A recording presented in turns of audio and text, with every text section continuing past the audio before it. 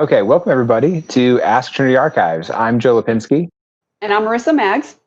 and we are two archivists working in the archives at Trinity Church Wall Street. Trinity Church has a fascinating history that dates all the way back to 1697.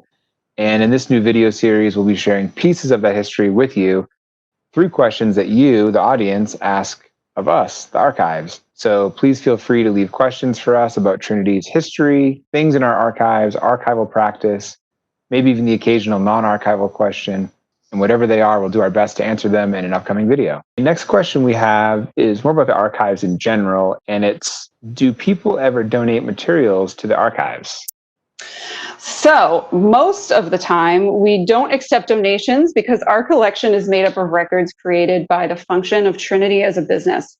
We don't collect items that simply mention Trinity or maybe tangentially related to the organization.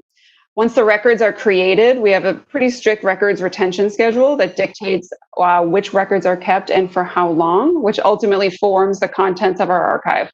Even our oldest records, dating back several centuries, serve this purpose to serve as evidence of the business function of Trinity. Joe can speak more to our records management process as a whole.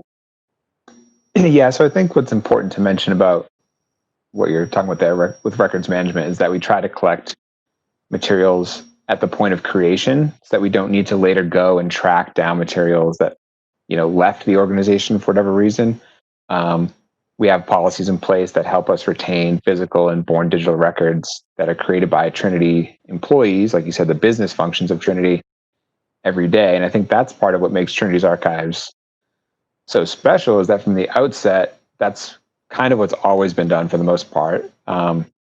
It maybe wasn't a formal records management program in 1697, but those involved in the creation and growth of Trinity Church have always kind of had a sense of history, and that what they were doing was new and important work.